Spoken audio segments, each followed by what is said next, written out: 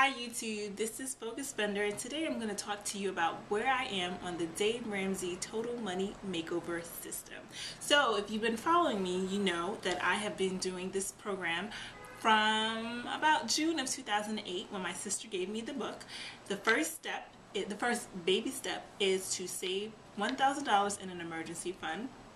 And I was able to do that pretty quickly because I had money spread out in various different savings accounts. The second step was to complete the debt snowball.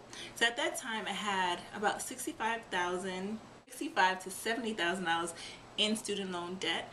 I had to do crazy things to complete the debt snowball. So I tutored kids, I worked at the election poll sites every time there was an election. That was $200. And I scrimped and I became cheap. I'm already cheap for some people who know me, but I became ridiculously cheap. I budgeted my money like crazy, and I was very strict with what I spent my money on. And so I was able to get out of debt in 4 years. So as of April 2012, I am now officially debt free. The next step in his system is to save 3 to 6 months worth of expenses. And so that took me about 7 months. I did that. I completed baby step number 3 in November of 2012. And I should say, after I got out of debt, it was really hard. I didn't want to save any more money. I wanted to spend. Like, I just wanted to shop. My wardrobe was looking kind of whack. Clothes weren't fitting me properly. My shoes. Oh. My shoes, they were bad. Like, it was bad. Like I said, baby step number 3 done in November 2012. Now I'm on baby step number 4. So baby step number 4 is to save 15% of your income in retirement. So if you read the book, you'll understand that while you're doing these baby steps, before you get to baby step number 4, you're actually not saving for retirement. You're not funding your 401 or your 403 or a Roth IRA. I had to divvy from that just a little bit because at my previous job they were matching a lousy 2%, but it was still 2% that they were matching, and I thought, okay, this is free money. I'm not gonna shy away from free money. So that's just to say that if you have the opportunity to have a matching funds in your 401 or your 403, you might want to think about it. So at the end of November 2012, when I was done with baby step number 3, I really wanted to fund my Roth IRA. So you know, at the time, the maximum you could save in a year in your Roth was $5,000. And the reason why it's important to have a Roth IRA is because it is post-tax savings. You're funding it out of your paycheck post-taxes, but no matter how high it gets, you will never be taxed on that money again. And I thought, oh my God, I really need to get this money in. And the good thing is that you have up until April 15th of the next year, the next calendar year, to fund your IRA for the previous year.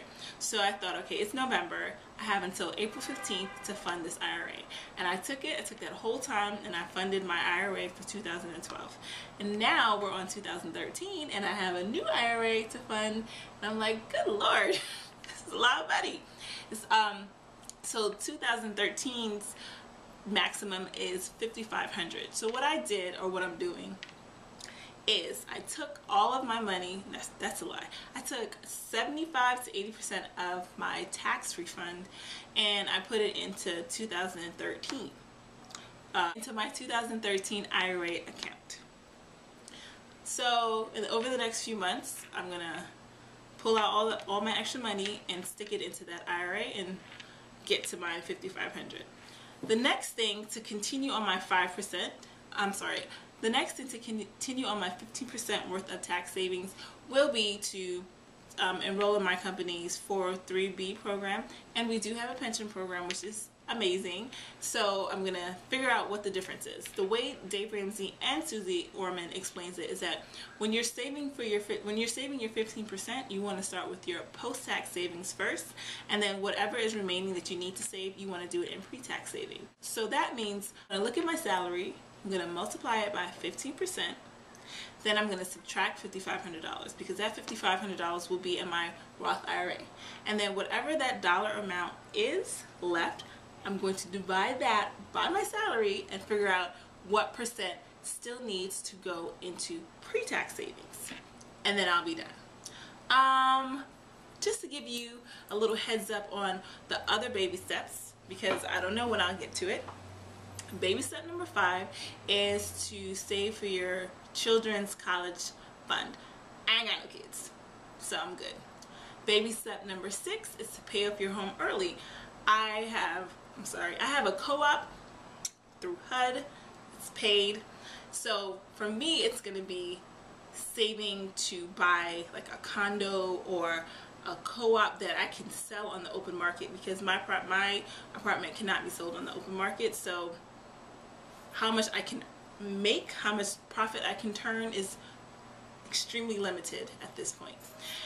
And baby step number 7 is to build wealth and give. And I'm extremely excited about that for 2 reasons. 1, it's going to make me feel good. And 2, additional tax savings. A little extra, what I'm doing to manage my money is a little bit different than what I did before. And this is actually helping me to fund my IRA. So instead of saying I'm going to put $100 a month or $100 a paycheck in my IRA until I get to $5,500, which wouldn't work over 12 months, what I'm doing is every 2 weeks when I get paid, I have a set amount that's transferred into one checking account, and that is used to pay my bills. Then I have a second amount that's transferred into a different checking account, and that's used to like fund my life. So that's how I buy things at the grocery store, that's how I buy clothes, etc., etc. And I do still have my sinking fund, so that's for my vacations and my gift and that stuff. And then whatever is left over, I put into my savings. But here is the trick. Let's say you decide you want to save, let's say you decide you want to spend $300, or you want $300 in your checking account to spend on whatever every 2 weeks. What I don't do, I don't transfer $300 into my checking account every 2 weeks. I don't do that because that's crazy. What I do is, let's say I have $100 left over from the previous 2 weeks. I only transfer in $200 and I get it back up to $300. So then in 2 weeks, let's say I only spent $150, I only transfer in $150 to get it back up to $300. That, I don't know why I never thought about that before. I think I never thought about that before because I wasn't giving myself enough money to spend, so I was always running out of money. At this point, I'm not running out of money, so the amount that I'm transferring in actually holds me. I'm not shopping as much, and it holds me. So I put the money in, I transfer what I need to get back up to my target, and then the excess goes into my savings account. And that is helping me save money much quicker. And then when I get up to a healthy amount, then I transfer that, or a portion of that, into my IRA. And I'm not slowly funding my IRA account, I'm pushing money in really fast. Now, any investor would probably be like, I don't know about that, because I'm losing some savings in the dollar cost averaging field of investing, which is very important, so that you can buy your stocks at a high price and you can buy it at a low price, and then it averages out in the middle. I'm just buying it at one price a lot. But whatever, I just need to do something, because if I don't do it like that, I don't trust myself to not just spend the money. So I hope this video was somewhat of an encouragement to let everyone know that baby step number 2, getting out of debt, takes a long time. And the only way it can happen is through crazy, crazy, crazy sacrifice. If you're not willing to sacrifice, you're not ready to get out of debt. And I hope my budgeting technique is a good idea for some people out there, just to help you control your spending, which will also help you get out of debt much faster. If you have any questions, or if you have any ideas of things you would like me to talk about, please let me know, and I'll talk to you later. Bye.